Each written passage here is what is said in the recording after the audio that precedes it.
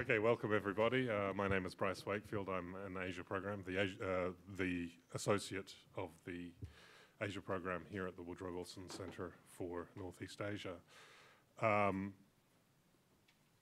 Just because this is going to be recorded and put on the web, I'll say a few words about what we do here at the Asia Center. I'm sure at the Wilson Center. I'm sure many of you have been here before, but the Wilson Center is this nation's official memorial to President Woodrow Wilson. It was founded by an act of Congress, and its role, as many of you will know, Wilson was the only president who also had a PhD, and we try and commemorate the good scholarship and policy making of Woodrow Wilson by bringing together good scholars and good policymakers to try and have scholarship inform policy. And on that note, we have a very good scholar here today. He's been a public policy scholar at the Wilson Center for a number of months. Marvin Ott is a professor at the National Defense University. That's correct, isn't it? Just retired. Just retired, I'm sorry, and is now at Johns Hopkins.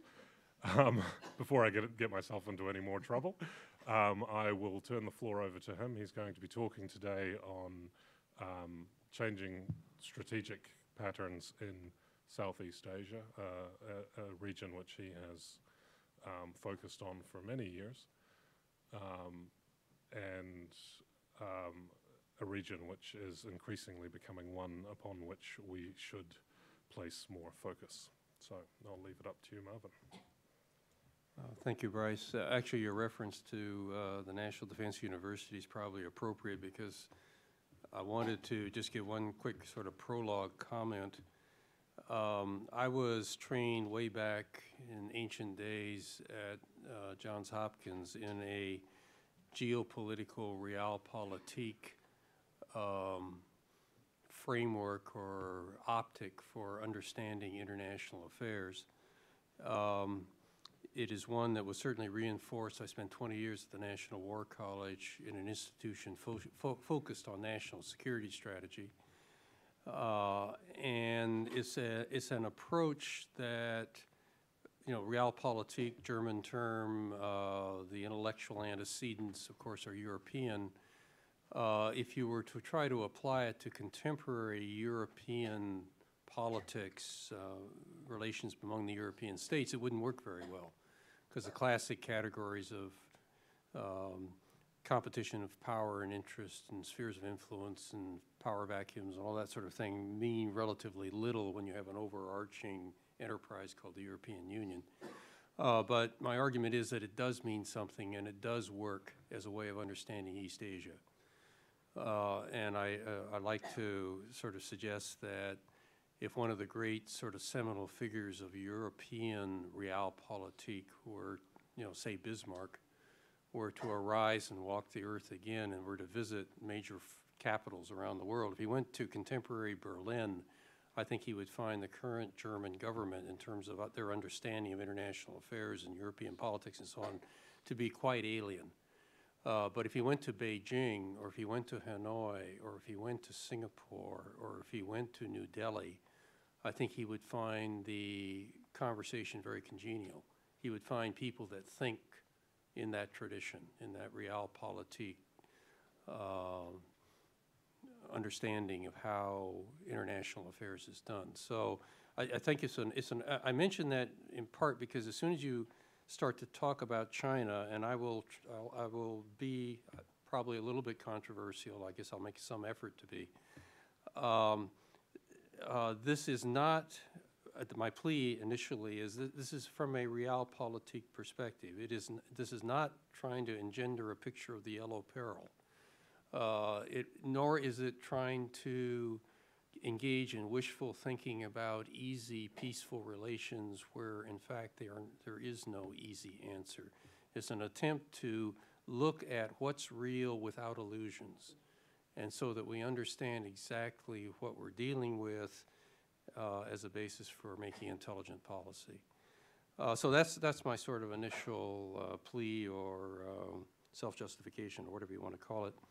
I think the topic is apropos because, without trying to be too hyperbolic about it, I think we are at a key historical moment in terms of global strategy, global geopolitics, and particularly the geopolitics of East Asia. We're at I like to think of it in the context of a very broad sweep of history, and I won't dwell on this just very quickly. We've had what, maybe the world, 500 years or so of Western, first European, then European, North American dominance of the global economy, global political systems, global power, global culture. And that period of sort of uncontested or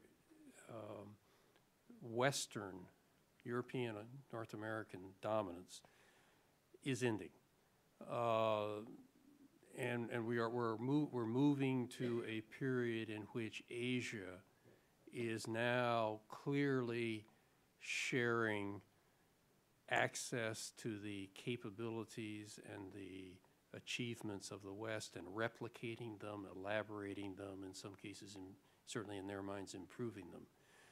There's much of the world that hasn't been able to make that leap, as it were. I think much of Africa is still trying to figure out sort of how the West did it, much of the Middle East, much of Central America.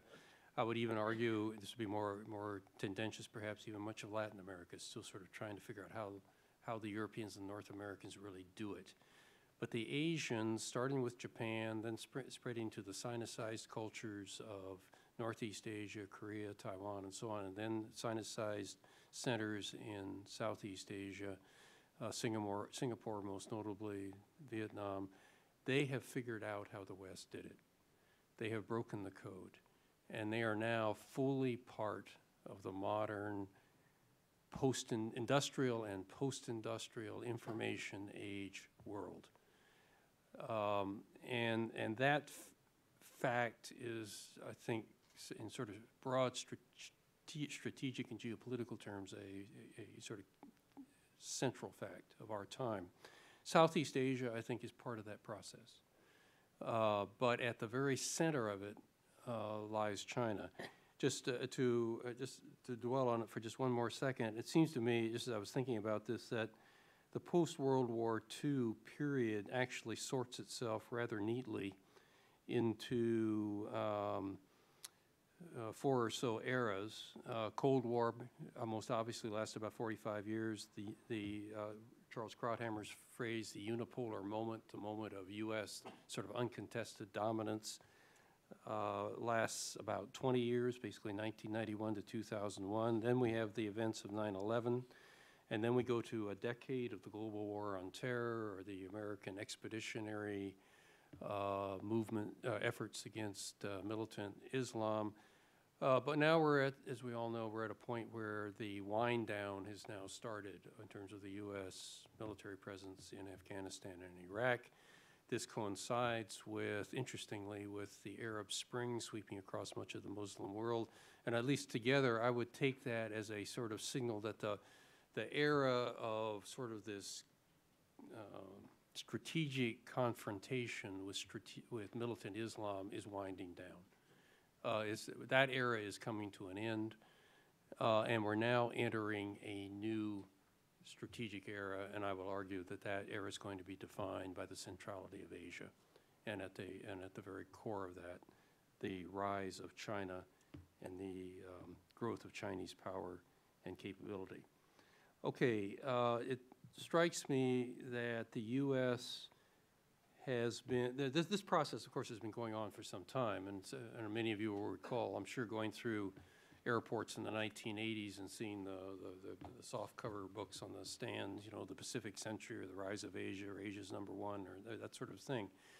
But it hasn't, it didn't really get too much traction in the real world of strategy, but that's now over, and we're now entering that time. The U.S. has been, I would argue, a little slow to recognize the seminal importance of what's been going on in Asia.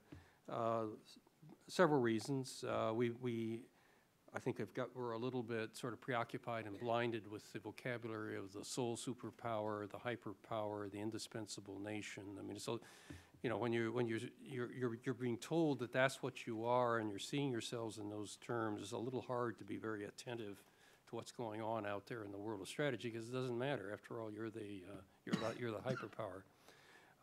So that sort of self-image, I think, has gotten in our way a little bit. The focus of U.S. strategy on Southwest Asia and the Middle East, the war on terror and all of that has been a huge distraction in terms of U.S. energy and attention.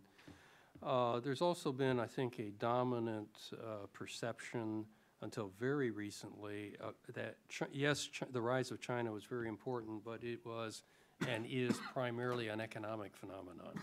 And so we've seen China, you know, characterize, the problem of China characterized in terms of currency valuations and trade balances and Chinese ownership of resources and assets, and, you know, issues surrounding the U.S.-China economic relationship. And to the extent that there was any attention to China in strategic terms, there was a kind of unspoken assumption that China's principal interest and focus would be in Northeast Asia. Taiwan, obviously a special case. We can sort of talk about that. I will claim no particular expertise on Taiwan. But Taiwan as a sort of separate, unique situation, a kind of unspoken assumption that China in strategic terms was about Northeast Asia, but the real story on China was economic, and we have that translated in policy terms into the Robert Zoellick phrase, this responsible stakeholder, that China was looked to use its growing economic capability to basically buy, the task of policy was to get the Chinese to then buy into the global economic system and become essentially a status quo participant in it. All of this has started to change very recently, and we're beginning to see, and I think it's really kind of the last 18 months or so, even less, a perception that China is posing a strategic, and by that I mean at the core of it, a military challenge to the rest of the world and to the West. The basis of that, I think, you know, obviously there's lots can be said. I'll just reduce it to two things. The most obvious simply being the growth in Chinese military capabilities. The Chinese defense budget and what exactly it buys and so on is, of course, a preoccupation of U.S. intelligence. Fair to say there's a lot we don't know. I don't claim any particularly privileged knowledge in that regard. I think best estimates are the Chinese have increased their actual military spending year on year over the last decade or so, about a little over 12% per year. Chinese have, during that period, have announced numbers in the 17% sort of increase. But in any case, it is very substantial. The best estimates are for this year, the budget increase, real terms, will be about 12.7%. I keep forgetting the formula, the arithmetic formula for doing the doubling times, but that doubles your overall defense budget really quick. So what we're seeing a growth in defense spending that has very few precedents in history. And it translates in tangible terms into the introduction in January of this year, coincident with a visit by Secretary of Defense Robert Gates, of China's first stealth fighter, which puts China in the game with an operational stealth fighter alone with the United States. We have the Chinese about to launch an aircraft carrier. We've had a Chinese naval frigate visit Libya. We've had South China Sea military exercises, naval exercises by China in the South China Sea of growing size and dimension. The Chinese defense industry is rapidly growing, gets increased attention from U.S. and, you know, sort of the international financial community. Will start to show up with IPOs and that sort of thing later this year in a number of enterprises. One other thing that comes to mind was a little, Washington Post carried a little story on it related to the U.S. successful use of UAVs and drones as a innovation in military technology. And the report was on an aeronautical exhibition in China, with the featured exhibit being a Chinese UAV drone, and the exhibit showed this new highly capable Chinese system doing first reconnaissance and then launching a strike against, guess what, an aircraft carrier that looked an awful lot like a U.S. aircraft carrier sitting off of an island that looked an awful lot like Taiwan. So, we're entering a period where the strategic military dimension of the growth of Chinese capabilities is becoming real. The companion piece, a companion piece to that, at least is striking to me, is the growth of Chinese nationalism. It's worth remembering, for those of us who sort of lived through the Mao period in Chinese history, Mao was, in retrospect, you could argue he was almost, I don't know, sort of clinically, certifiably crazy in some respects. He tore China apart repeatedly, internally, with these massive ideological campaigns designed to transform China into some vision of his own, of ideological perfection. And in the process, he did terrible damage to China. The highlight, or the low light, was the Great Proletarian Cultural Revolution, mid-60s to mid-70s. Colossal internal upheaval, basically a sort of artificially induced civil war that did terrible damage to China, but it also left China very preoccupied with internal matters, trying to redefine what China was.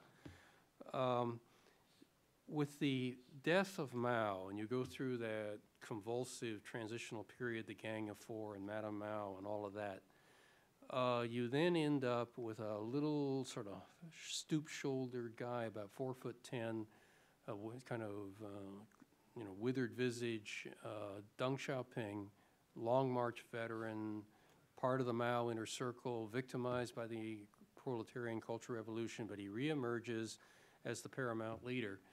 And Deng makes it very clear very quickly that the days of the ideological campaigns are over.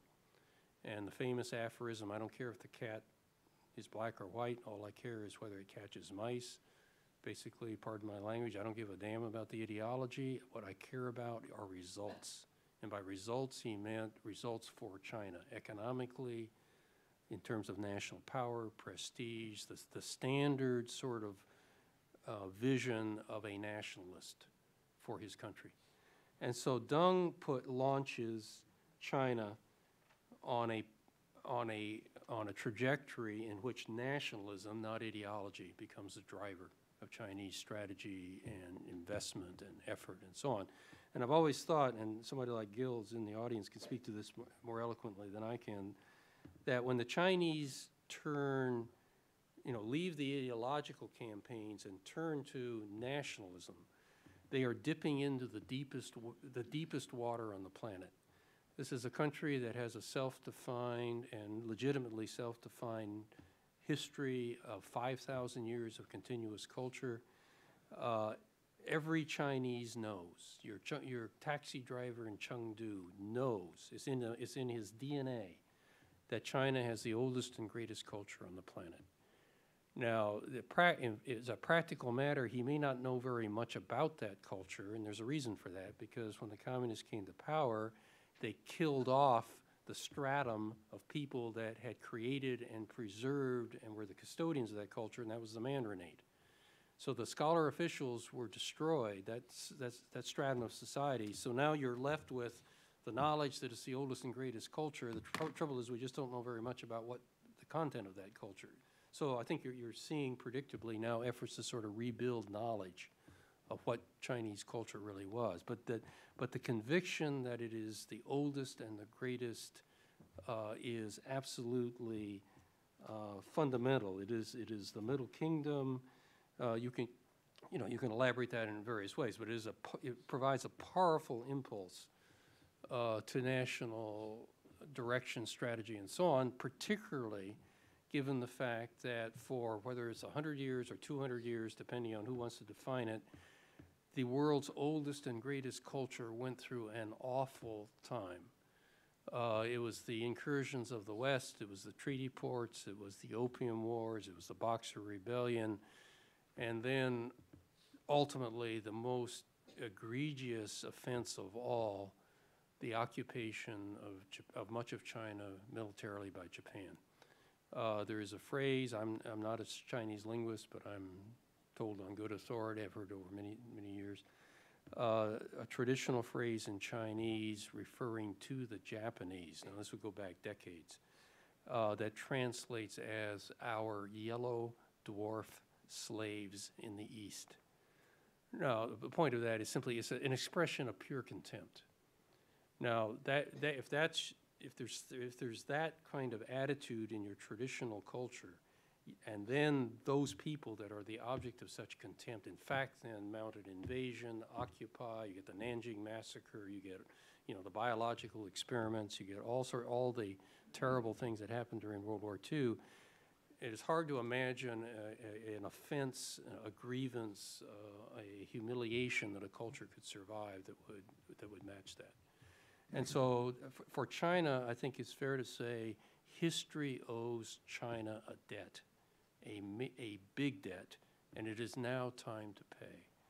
And the last sort of comment on this,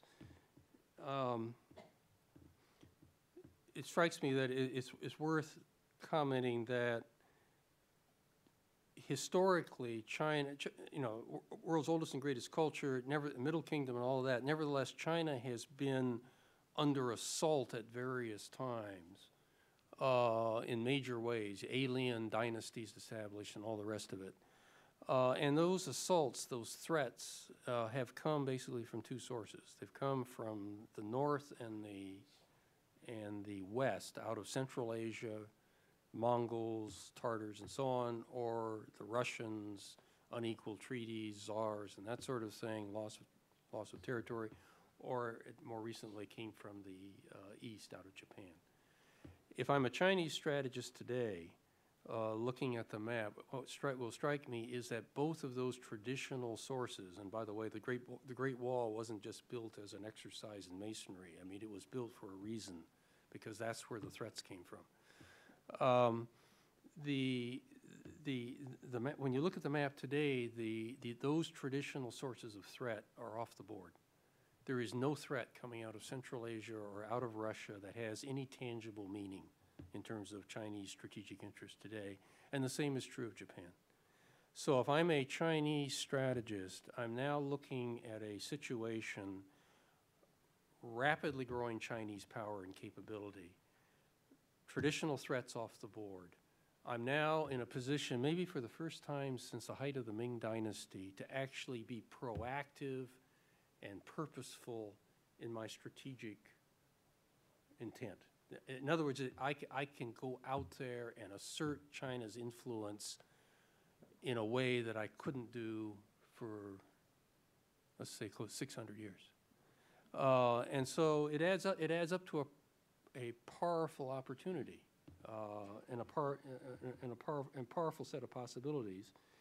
And I'm going to end up arguing that it's translated into a vision of Chinese primacy, particularly with regard to Southeast Asia, South China Sea, Western Pacific. It's a very Sino-centric vision that resonates with the sort of mentality I've tried to describe and with Chinese history. So let me turn to China and Southeast Asia specifically, and I'm trying to watch my time here, so I'll try to sort of go for sort of 17, 18 minutes. And 20 minutes is fine, yeah. Okay. China, Southeast Asia. As I said, to me, there's been a sort of unspoken assumption that China has focused its strategic attention north. I would argue not. For China, even today, Northeast Asia is a rough, tough neighborhood. I think if I'm a Chinese strategist, I'm basically trying to keep bad things from happening, like a North Korean implosion, 7 million starving North Korean peasants coming across the border into northern China. I'm trying to avoid a North Korean, some sort of regime collapse that results in loose nukes in North Korea and sort of out of control sort of nuclear situation. I'm trying to prevent Japan from adopting a nuclear weapons program. There's a lot of things I'm trying to prevent from happening, but I'm not sort of metaphorically, I'm not on the offense strategically. But Southeast Asia is quite different. Southeast Asia is the Nanyang, it's the South Seas, it's the traditional parlance, the Golden Lands, it's resources, it's opportunity, it's vulnerability, it's attractive on multiple dimensions. And I will argue to you that for a Chinese strategist, it is towards Southeast Asia and the South China Sea that the real focus, where the real focus goes. Just tick off for several obvious reasons. We can elaborate on them. I won't at this point. Geography is right next door, shared boundaries, Vietnam, Laos, and so on. History, I think probably everybody in this room is familiar with the tribute system, John K. Fairbanks' characterization of this traditional ceremonial, ritual, cultural relationship between imperial China and not just Southeast Asia, it also included Korea and so on, but principally Southeast Asia, which was an expression from the Chinese standpoint of deference, respect, and subservience on the part of the lesser barbarians of varying degrees, the lesser civilizations on China's periphery toward the true civilization, the center of the world, as it were, the Middle Kingdom in China. From a Western standpoint, it was all very odd because there was nothing very tangible about it. There were exchange of ritual visits and gifts were given and that sort of thing. But you know, if you were sitting in London in the mid-19th century and you wanted to do something in Burma, well, you send in an expeditionary force and you take the place over and you colonize it and you establish plantation agriculture that feeds the British economy and you get tangible benefit. But what was going on here was something very different. It was Confucian, and for the Chinese, it was very important that that sense of Chinese primacy, I'll use the term superiority, was acknowledged. Okay, so it's geography, it's history, it's ethnicity. A sort of ironic byproduct of the European intervention into East Asia, which ends up breaking this historic relationship that the tribute system represented over millennia between Southeast Asia and China. From that point of view, the European colonial period is an interregnum in what was an established order. A byproduct of that is you end up with large ethnic Chinese populations in the urban centers of Southeast Asia because they are basically attracted or brought in by the colonial powers for their purposes. So if I'm a Chinese strategist today, that is an interesting legacy that I see now as I look at the region. I've got ethnic Chinese in economically prominent positions in particular. Southeast Asia is also about resources. It's about sea lanes, it's about vulnerability. Singaporean diplomats told me some years ago, and they deal with their Chinese counterparts of course, all the time, that their Chinese counterparts actually they used the Churchillian phrase, the soft underbelly, which Churchill had coined to refer to the Mediterranean. They use it as a phrase for Southeast Asia, it's the soft underbelly of Asia. So if I'm a Chinese strategist, Southeast Asia is opportunity, and part and parcel of opportunity is receptivity. Again, don't have time to sort of elaborate on this, but take a figure like former Prime Minister and aspirant returned Prime Minister Thaksin in Thailand, Sino-Thai, very self-consciously and overt about that. It's very clear that Thaksin saw himself as carving out a privileged special relationship for Thailand with China in which he became a kind of Chinese proconsul in Southeast Asia. So you have other different sort of degrees of leadership receptivity to a Chinese vision of, I'll call it primacy in the region. Okay, the history of China-Southeast Asia relations is in itself a sort of dramatic story. I'll just sort of try to tick off some of the, the highlights. You start off with the tribute system going back, well back into history, the European colonial interregnum, but then you get to the Cold War, and you have in the 1950s, early 1960s in particular, you have the Maoist sponsorship, cheerleading for moral, political, incentivizing, and to some degree material support for communist revolutionary movements, insurrections, armed movements in Southeast Asia. We tend to think of the Cold War as cold. Southeast Asia wasn't cold, it was hot. There were active armed movements everywhere in the region. The one sort of partial exception might be Singapore, where it was a militant trade union communist movement. It was an urban phenomenon as opposed to insurgent peasants. You then get the period of the Great Proletarian Cultural Revolution. China basically ceases to have a foreign policy, and so it just sort of disappears from the screen for 10 years in Southeast Asia, and then the advent of the Deng period. And for Southeast Asia, the Deng Xiaoping period that starts is a welcome respite.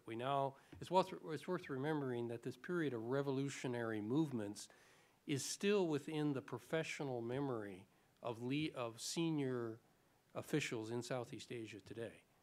Sort of my generation, they had their initial posts during that period when there was the Thai Communist Party and the MPA and all these different groups were out there fighting.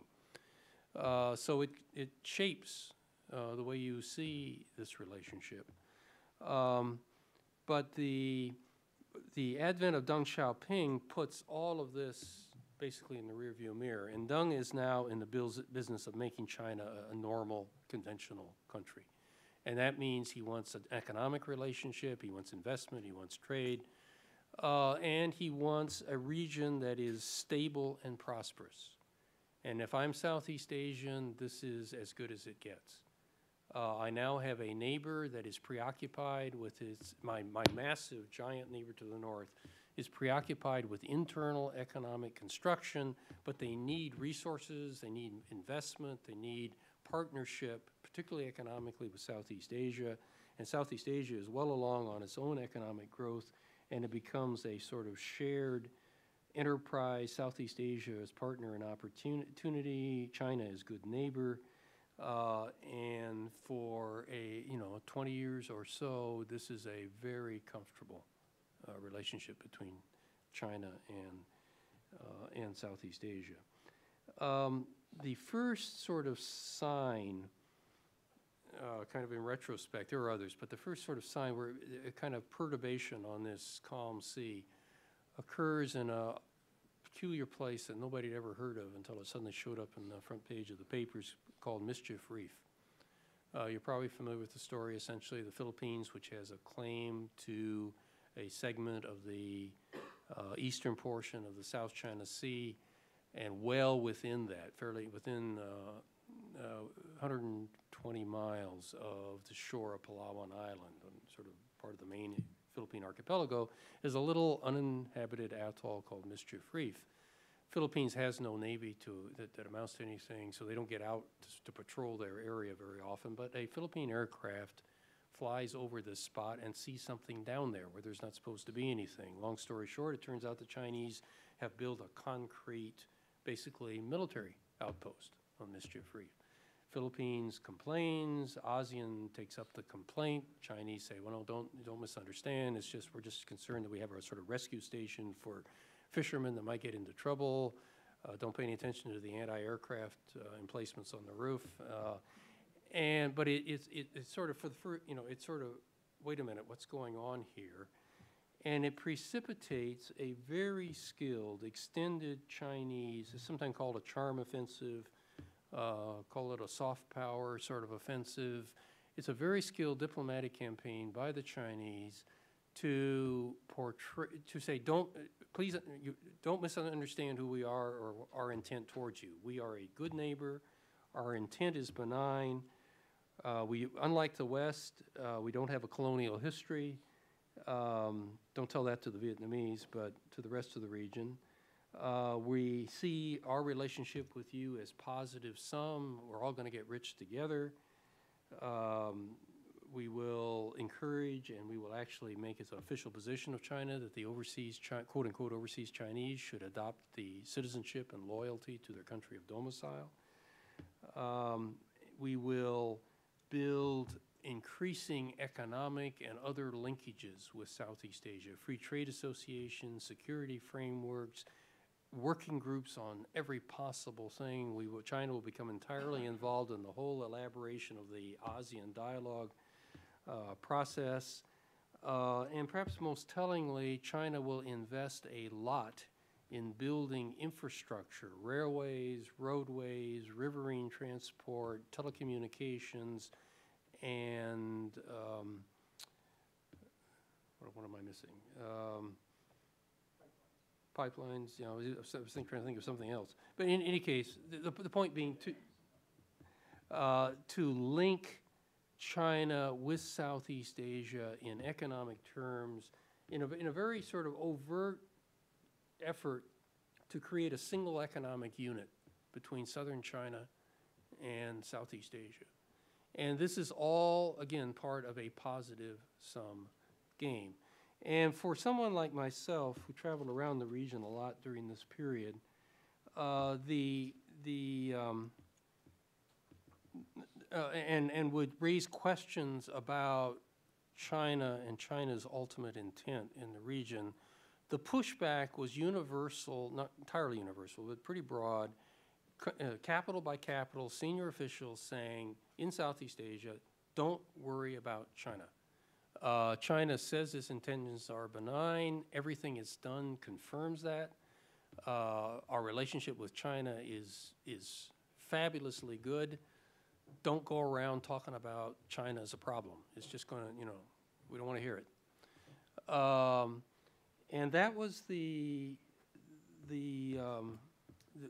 predominant theme until very recently. I would say almost kind of like the last 2 years. And about 2 years ago, if you made those kinds of trips and talked to people, you began to sense a different sort of undertone beginning to creep into the conversations. And the best word I can use to describe it was uneasiness. And it was basically the Southeast Asians looking at the military buildup of the Chinese. And the question that was beginning to bother them was, why is China investing so much, so fast in its military? Particularly a military designed to project power offshore, maritime, air, aircraft carriers, all the rest of it. Why? China, you know, we don't see any threats that China needs to defend itself against. Yes, China should have a big military, it's a big country, but this seems to be over and beyond. And there began to be sort of nagging questions as to what the purpose of all of this was. I'm going to argue, and I'm going to run out of time here very shortly, so I'll just summarize this very quickly, and then we can come back and defend it against counter-argument, that my sort of comment to people when I was getting the comment, China's benign, don't, you know, look at all the good things they're doing. I said the problem is that everything they're doing is also consistent with a very different understanding of what China's ultimate strategic intent is, a rather darker understanding. And that is an understanding that sees China as intent to establish, in realpolitik terms, Southeast Asia as a traditional sphere of influence, as a security monopoly, as a region of Chinese primacy. More specifically, I think the Chinese intent strategically has been to, one, bind Southeast Asia to China economically, hence all the infrastructure and all the rest of it, which cuts both ways. To make Japan huge economic presence in the region, strategically and politically irrelevant. Japanese voice will not count in matters of high politics and strategy and defense. To marginalize U.S. power and security presence, that's a lot harder to do, but the intent is to make the region increasingly less hospitable to the U.S. military presence. to ultimately make Southeast Asia subservient and compliant, and to establish international recognition and acceptance of the South China Sea as de facto Chinese, and if not only de facto, de jure Chinese sovereign territory. On the U.S. side of this, if you'll take a minute and a half on this, just the only anecdote I'll tell. This is years ago now. I just joined the National War College. It's the very early 1990s. I got a phone call, and the voice said, you know, there's this Chinese guy who's coming over. We don't really know much about him, but he wants to talk about strategy and whatnot in the Pacific. Can you join us? So I said, sure. So I show up, and there were like 3 of us, plus our Chinese visitor. Well, this guy's unusual, because this is a time when the Chinese went abroad, they did it was all very buttoned down and controlled. They went in groups. They would have the political commissar. They'd have the handlers. They'd have the secret police guy to make sure nobody did anything untoward. You know, fairly substantial. It was all, you know, all very tight and controlled. This guy was traveling alone. He had no handlers. He was staying at a 5-star hotel downtown. He seemed to have an unlimited budget. He seemed to be able to see anybody he wanted, set his own schedule. The inevitable conclusion was this guy is really well connected. Well, he was. He was the son of a former, just retired at that point, member of the Standing Committee of the Politburo, foreign minister. His name was Chen Xiaolu. And he was an interesting guy. And so a long conversation ensues. And then towards the end of it, he says, you know, you folks, the Americans, keep asking all these questions about China's strategic intent and that sort of thing. He says, I'll tell you. He says, I'll tell you what the Chinese military, how they think about strategic objectives in the region. As I recall, he didn't purport to speak beyond the military, but for the military. And he says the Chinese military is determined to do 2 things. It is determined to build the capacity and the power, the capability militarily to do 2 things. One is to solve Taiwan by force if necessary. And secondly, it is to expel American military power from this part of the world. And by this part of the world, he meant the Western Pacific, South China Sea, Southeast Asia. And he said, and he used language pretty much like this. He says, look, you Americans have got playgrounds all over the world where you can play. You can play in the Atlantic and in the Caribbean and the Indian Ocean and the Western Pacific. You got lots of playgrounds. This playground is ours. This is our backyard. This belongs to us. You have no business being here, you being U.S. military.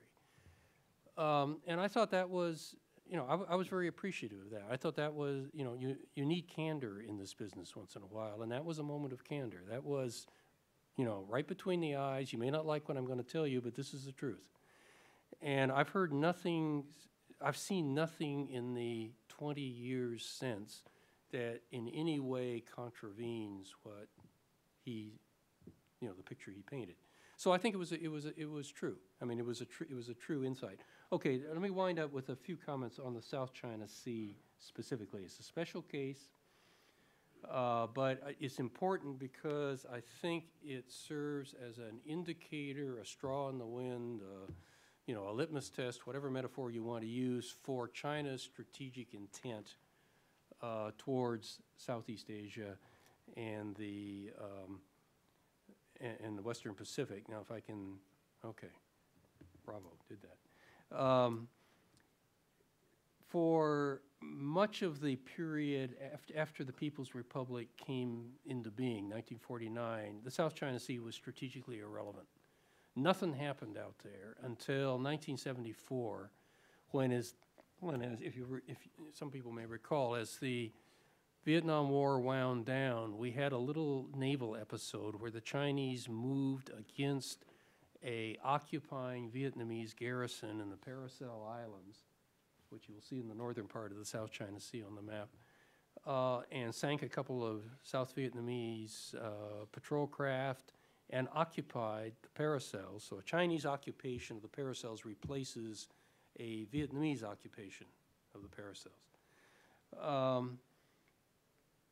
That got momentary attention of a minor sort in the press and then was quickly forgotten. And for the next 20 years, the South China Sea is essentially a non-story. It shouldn't have been, because during that period, 60s and 70s, the various a number of countries in Southeast Asia, Malaysia, Brunei, Philippines, Vietnam, Indonesia in a marginal extent, were staking claims to either land features or parts of the waters of the South China Sea. So a picture was emerging by the time we get into the early 1990s of established on-the-record overlapping conflicting claims by a number of Southeast Asian countries, 5 in all, plus Taiwan, which inherited a line that had been drawn, which shows prominently in red on the map, the famous ox tongue line or the cow tongue line or the 9-dotted line or the U-shaped line or what, whichever description you want to go, but anyway, it's that line. And it was originally adopted in Chinese maps by the Kuomintang, the Nationalist Chinese, in 1936. I had a colleague here at the Wilson Center who believed she could actually trace it back to 1917. But in any case, it's on the record when the People's Republic takes possession of mainland China, and they then publish their own maps with the same line. And that hardly gets noticed. And, I'll basically say that, it basically doesn't get noticed at all for a number of reasons. One of them is nothing's happening out there. None of the countries that are laying claims, including China, has the military capability to enforce their claims. So there's no activity that's of any significance that's central or that's sort of tangible. Secondly, there is, I think, very importantly, Deng Xiaoping's famous dictum quoting a Chinese aphorism that goes way back in Chinese history, back to the Warring States period. Probably everybody in the room is familiar with it. It translates, usually a loose translation, as bide your time, conceal your capabilities until you are prepared and ready to act. China was not prepared or ready to act because its capabilities were inadequate, so China was very quiet in the South China Sea. China was also preoccupied with its own domestic construction. And beyond all of that, the dominant strategic presence in the South China Sea was, guess what, the U.S. Navy. And the U.S. Navy had no interest in any of these claims. So the U.S. Navy was not a protagonist, did not talk about them, was not interested in them, was only concerned with transit and with the sea lanes. So we get into the mid-1990s, and nothing has happened to bring the South China Sea onto the strategic map. Then comes Mischief Reef, and that had been preceded, let us note, by the inability of the Philippines and the U.S. to agree on a renewal of the lease of U.S. forces at Clark and Subic. So U.S. forces now leave the large sort of footprint, the capital investment, the infrastructure, leaves Southeast Asia. It all moves north. This has taken place a couple, 3 years before the Chinese start to build on Mischief Reef. And of course, all of this is taking place against the rise of Chinese nationalism that we noted earlier. And I'll just say, by the way, the mid-1990s was also a period of growing tension in China-Taiwan relations. This is U.S. deployment of aircraft carrier battle groups and Li Dongwei and all of that. But the situation remains quiescent even after Mischief Reef, thanks largely to the soft power diplomatic offensive that I described previously, and the preoccupation of the United States elsewhere, which we're all very much aware of. It is against, having said all of that, I'm running out of time. I'll try, sorry, 2 minutes here.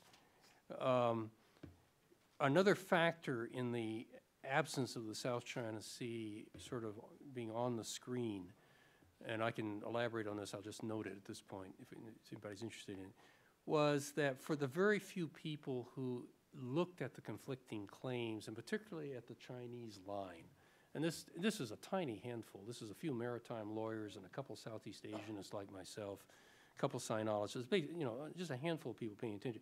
The general conclusion was we don't know what this line means. There's all sorts of confusion and contradiction and different statements, different rationales. And whatever this line is, it must be something other than a line to depict sovereign territory. My argument to you is, and there was a good reason for thinking that. There was plenty of reason to be confused, and we can detail that. But that part of that was calculated. My argument to you will be that in the Chinese mind, from the beginning, the meaning of this line was clear, just as it was to the Kuomintang. This was a boundary of China. The line, the waters and the land features within it are not the Caribbean, they are Lake Michigan. This is our territory.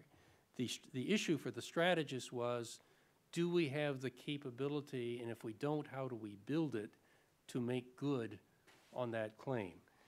Against that backdrop, and I can argue I'd be happy to get into the reasons why I think a careful understanding, even before the recent events, as to the meaning of that line will reveal that it in fact was intended as a sovereign statement of territory. But against that backdrop, we have a moment, and this is what I'll wind up on, a moment of interesting and remarkable clarity that occurs exactly a year ago. In Hanoi, ASEAN Regional Forum, 26, 27 nations meet, grand talk shop on security issues in East Asia. U.S. is attending at the ministerial level for the first time. Everybody's there. The Southeast Asians are there. The Indians are there. The Russians are there. The Americans are there. And the Chinese are there. And the Vietnamese are hosting. And the Vietnamese have been making some effort for some time within the rubric of ASEAN to get the South China Sea on the agenda of ASEAN. The Chinese didn't want it there. We can go into the reasons why. And there were a number of countries in Southeast Asia that were willing to respond to Chinese concerns and say, no, let's not put it there. But the Vietnamese, as hosts, had control of the agenda, and they were going to put it on the agenda in July of 2010. I don't know, maybe there's somebody in the room, there's lots of expertise in this room who knows exactly what the play was within the U.S. government, but somewhere between conversations between Hanoi, Washington, Kurt Campbell, Pentagon, Pacific Command, a decision is made that Secretary of State Clinton will in fact speak out on the South China Sea. And she does. And what she says from a point of view of sort of traditional diplomacy was pretty anodyne. She basically makes 2 points when it's her turn to speak. She says, we've got a situation out here where we've got multiple claimants. It's complicated, lots of overlapping jurisdictions, whatnot. In a situation like that with multiple claimants, the obvious solution to at least keep things under control is some kind of multilateral diplomatic framework to deal with it. Multilateral diplomacy to deal with a multilateral problem. Okay, that's about as conventional a thinking as you could ask for. That was point one. Second point was, we have a major sea lane moving through the South China Sea. In fact, by many measures, it's the most important, busiest sea lane in the world. And like any other major sea lane, the U.S. as a maritime power reaffirms traditional maritime law and understanding that the sea lane itself is a maritime commons. It does not belong to any country. It's not subject to anyone's territorial sea. It is open to everyone, free passage, and all the rest of it. That's all she said. Again, pretty conventional stuff. If the Chinese foreign minister had reacted by saying nothing, or saying, well, okay, yeah, I got it, multilateral diplomacy, territorial commons through the sea lane itself, yeah, we can live with that, then essentially nothing would have happened. It would have been a fourth-page story that would have disappeared in a day. But the Chinese foreign minister did not react that way. He got red in the face, he got angry, he started shouting, had to leave the room to compose himself, come back. At one point, he turns to the Singaporean foreign minister at the table, pointing to him and says, don't forget there are small countries like And there are big countries like, and, you know, the message was crystal clear. And he was particularly upset that the Southeast Asians, then, a number of them spoke out in support of Hillary Clinton's position. You're ganging up on China. This is a conspiracy. This is a hostile attitude. You Americans have no business getting involved in this. It's not your affair. You're interfering. You're complicating the situation. You're creating a sort of anti-China cabal. My concluding point simply be it was a revelatory moment. It was a moment when sort of the confusion about what that line means and what China's strategic intent towards the South China Sea was almost in an instant clarified. And if there was any doubt about it, a couple of days later, an official spokesman for the Chinese Defense Ministry on the record said China has, quote unquote, indisputable sovereignty over the South China Sea. Now, part of the confusion over the line had been the Chinese had studiously avoided using that word, sovereign, because they knew it was a red line. Now they used it. Very recently, the foreign ministry in China complained about incidents involving the Philippines, Philippine ships, Vietnamese ships, confrontations with the Chinese, and the foreign ministry complaint was the Vietnamese and the Philippines are interfering with Chinese sovereign territory, quote unquote.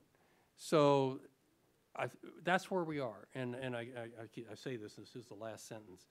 Keep in mind the implications of what this adds up to. China, my view, China is, for its own reasons, you know, its own impulses, seems entirely reasonable from a Chinese perspective, but the Chinese are laying claim, or making a claim to sovereign control of the South China Sea and the sea lanes. It is a claim that no other country in the world can accept. I mean, maybe Laos can accept it, but no major country can accept it. And this, if this was Bangladesh making such a claim, that would be one thing, but this is not Bangladesh. This is China. This is dead serious.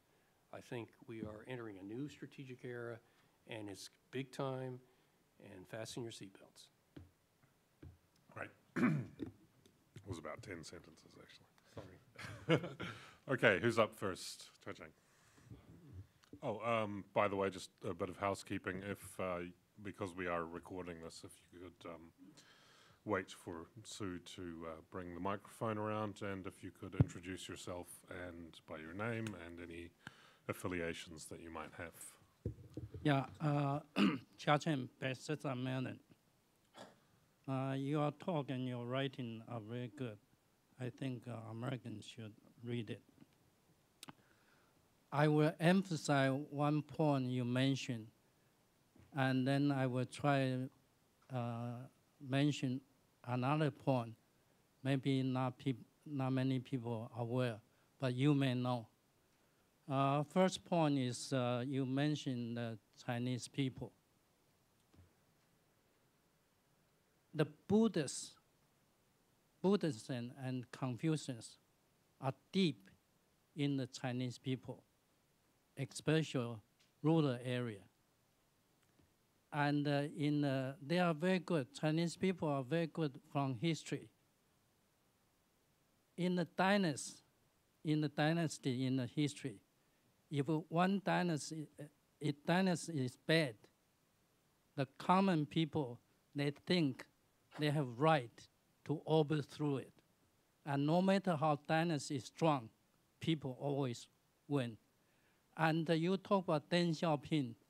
Deng Xiaoping really is a very good politician.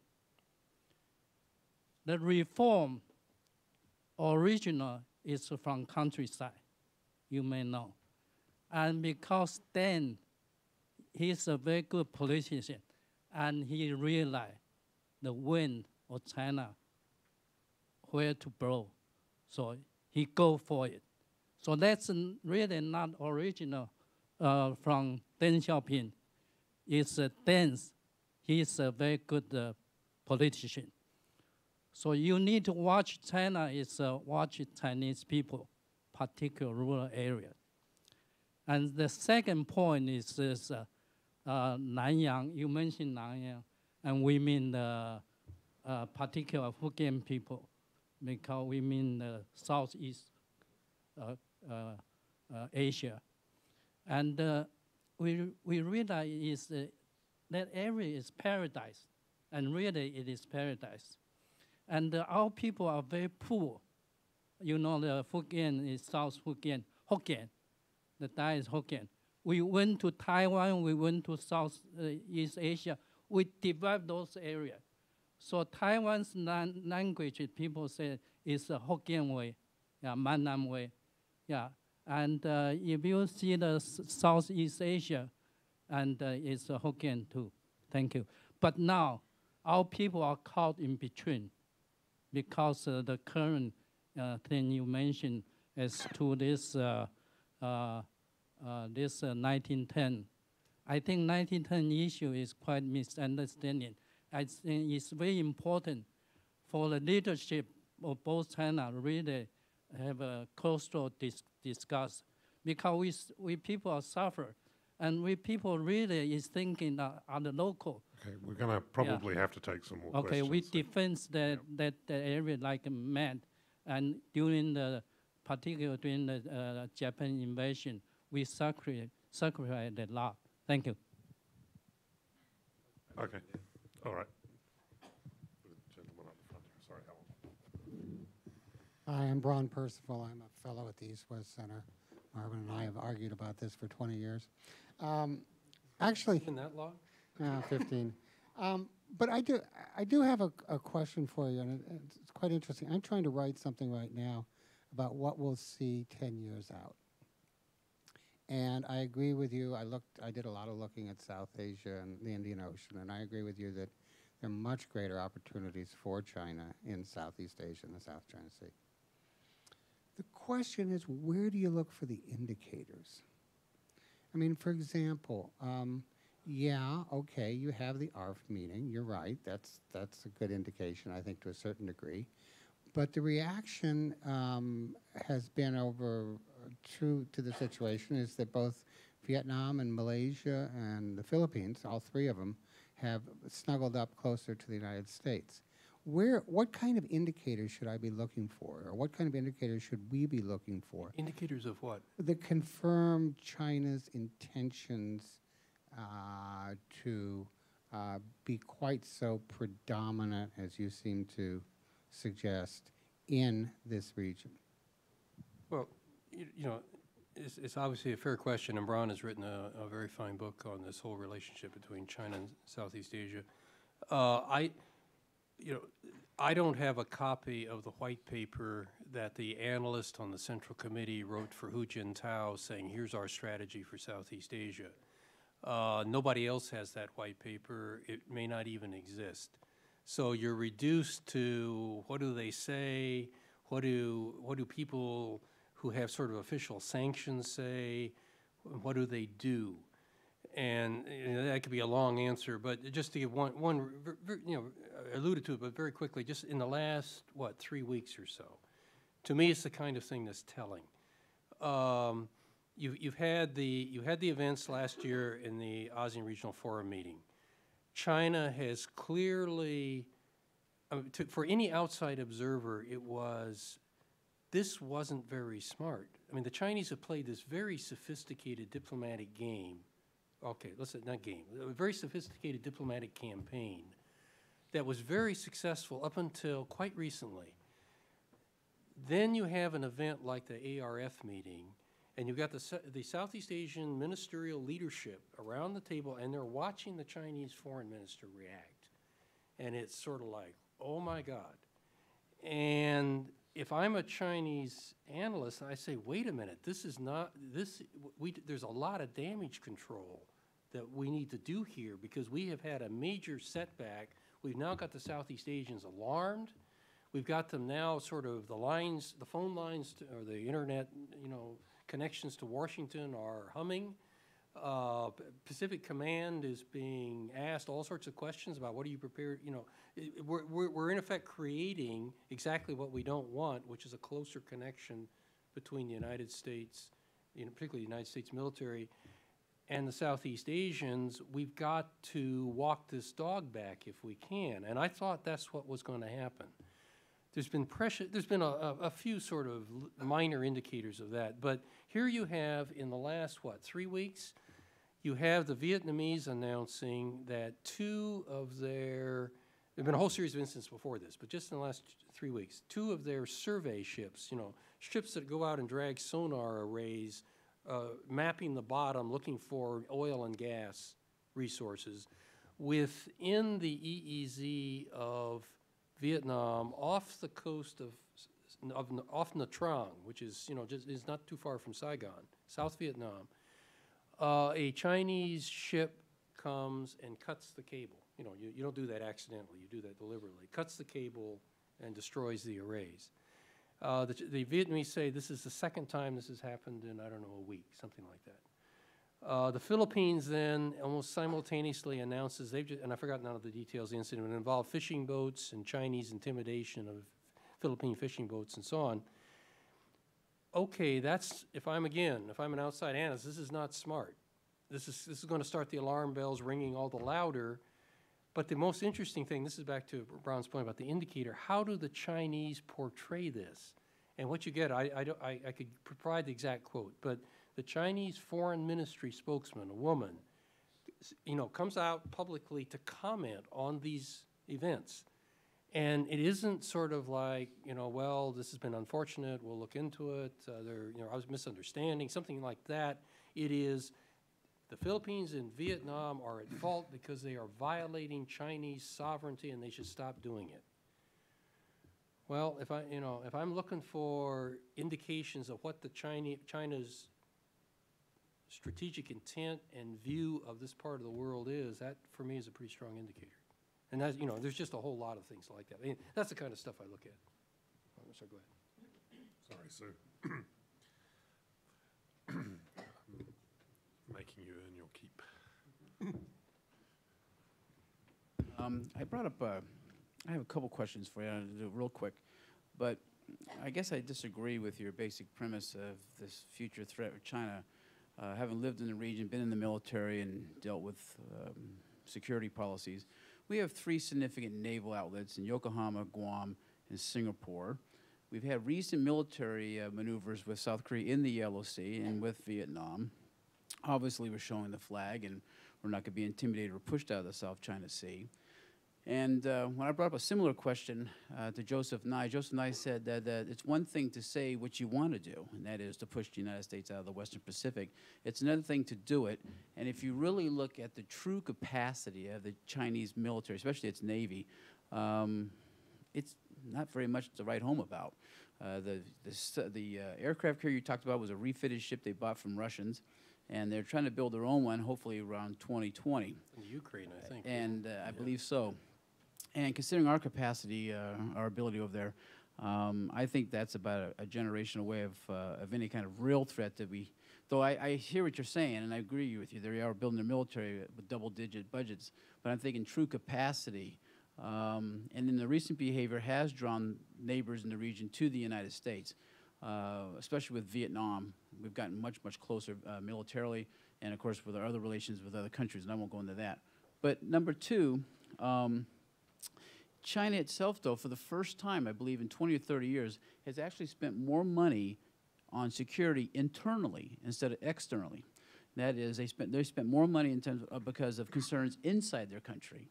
Now, this came out in some journal, but for good reason. So it kind of goes to my thinking that we sometimes in the United States we get a little caught up with saying, here's China, here's the potentiality. But if you follow the money, as that old phrase used to say and everything, all of a sudden you see a great amount of resources being spent on domestic security. And that leads me to believe that the Chinese leadership is extraordinarily nervous about its own capacity to lead and to run the country. And I have to believe that takes away some of the energy and maybe some of the visionary stuff that you're talking about, in essence expanding their influence in the Western Pacific when they're really concerned about their own backyard. Could you comment on those 2 things? Fair point. I'm glad you raised the question. First of all, I tried to studiously avoid using the term threat. I'll talk about a challenge, I'll talk about a problem. I won't talk about a threat, just because it's just it becomes too much of a caricature. Your point about capacity is well taken, and I should have made the point when I said I think the Chinese intend to make the Japanese strategically irrelevant. They've been very successful, largely because the Japanese have not held up their end. I mean, they made it easy. When I should have said their intent then is to marginalize and push the U.S. out of the region. I should have said exactly your sentence. It's one thing to have that aspiration. It's another thing to actually do it.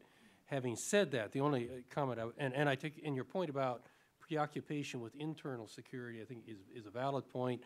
I don't know what the most recent numbers are, but you hear numbers to the effect that every year in China there are at least 1,000 incidents.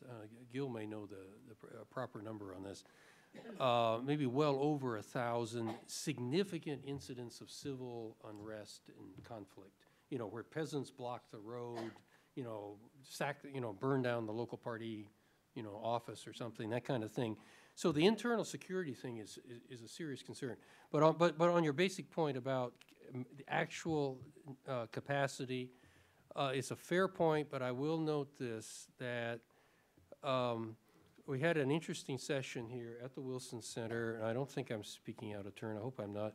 Admiral Willard, Chief of Pacific Command, came and spoke to a small group. Very impressive guy. First time I'd heard him. He's very low key, very balanced. There's no sort of wave the bloody shirt about him at all.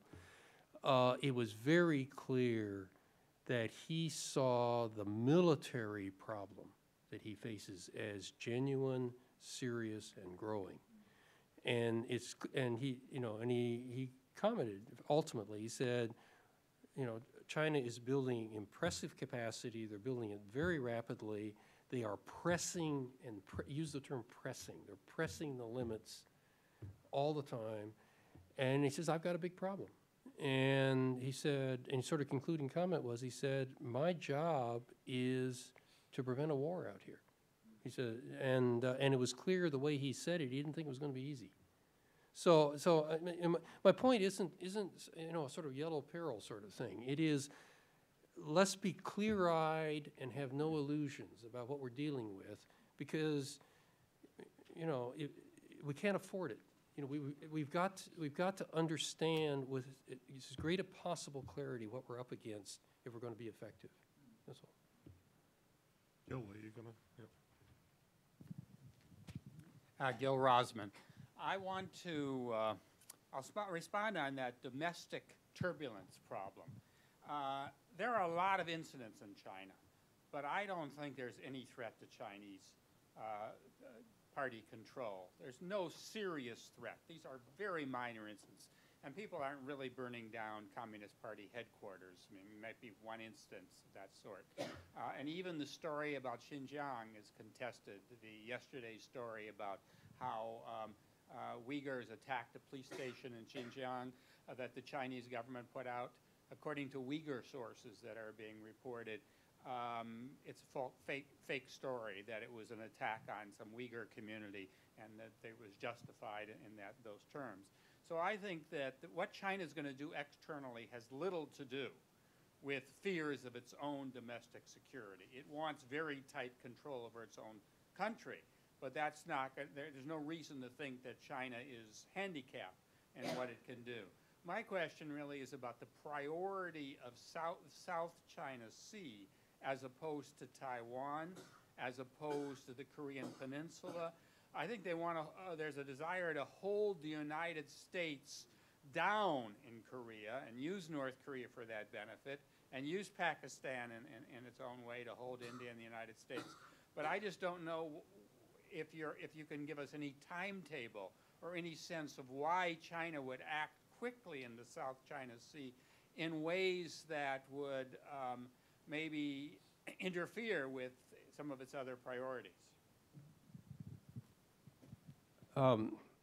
I certainly would not give a timetable, in part because the event. I mean, I'm on record, or written, and so on. My sort of characterization of Chinese strategic ambition and all that is, I've been doing this 20 years or so and talking to the Pentagon about it and all that. Having said that, if you had asked me against the backdrop of China's very successful diplomatic reach into the region, to predict that China would have moved so suddenly to a kind of hard power, make no bones about it, we are out to dictate terms in the region in the way that they've done, I would have thought it highly unlikely. It's just, it's self-defeating. It's not smart. They're really smart people. They won't do that, but they did it. So I don't know what explains the timetable. I mean, I think I understand the impulse in terms of nationalism, sense of pride, this is ours, and all of that. But why they move so precipitously, the best explanation I've seen, and I don't think anybody knows, is that the global financial crisis and the perception of the U.S. economy sort of, on its knees, and China coming through the whole thing with hardly a scratch against a backdrop of extended Chinese, growth beyond anybody else in the world for a long time. China's second largest economy in the world will become the largest in, 20 years or so. That the global financial crisis sort of accelerated a mentality that this is our, everything's moving in our direction.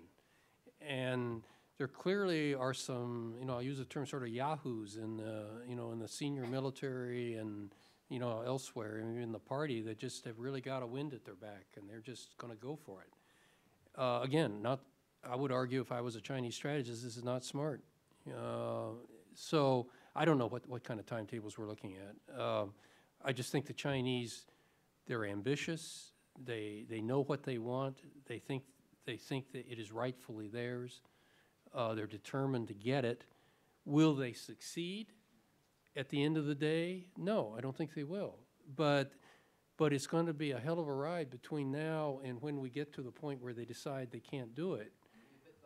Yeah, and the job, if I can use this just one sort of policy observation, the job that somebody like Admiral Willard faces, or for that matter, sort of the policy establishment in the United States faces, is how do we convince the Chinese that there is room in the current system for China's greatness to be established, for China to occupy a place at the head table, to be a force, to be, have a central place in the sun, to have all the prestige associated with a regional great power and ultimately a global superpower. All of that can be done, and that the U.S. and the West more generally will accommodate to that because we recognize that it's coming, and we can live with it. And for the Chinese then to accept that they can accomplish all of that without going to the sort of extremes that we've seen very recently in terms of the kind of attitudes. And that's going to be the trick. And I'll just want if I could just make one other comment. I had a conversation with a Chinese woman in this town who, born and bred in China, has lived most of her life in China, well connected with the Chinese officialdom, extremely smart and impressive. And I was talking with her, and she said, in the course of the conversation, she said, what you Americans don't understand, what you just can't get your heads around, is that the Chinese leadership, Chinese officials, don't believe a word you say. You keep talking about, responsible stakeholder and we'll work together and partnerships and accommodations and, they don't believe a word of it. They are convinced you are out to keep China down. And everything you do is designed to keep China down. So when we go after a North Korean, we respond to a North Korean attack on a South Korean ship, that was all orchestrated by the United States to provide an excuse to put the 7th Fleet into the LOC. The American point of view was all about North Korea, South Korea, so on. No. Chinese mind, it had nothing to do with any of that. It was an American conspiracy. And as Admiral Willard made it pretty clear, he says, when you're dealing with that, you keep trying to break through. You keep trying to say, no, you got to understand what my real attitudes are, and they're not listening. And that makes it really hard. Let me just read this is a quick quote. This is recently translated article. I just had it translated. Unlike Gil, I do not read Chinese, but it's a Chinese author speaking about U.S., South China Sea, all of that. And he says, the United States, one sentence, the United States interference in the South China Sea dispute, the establishment of a strategic encirclement in the region towards China, and the internationalization of the issue aim to undermine China's influence in the region and contain the rise of China. You know, a very balanced Chinese academic. It's just taken as a matter of faith. You know, the U.S. is out to stop China's rise. Okay. So this may have to be this will have to be our last question. I'm sorry. I know a lot of people have more, but.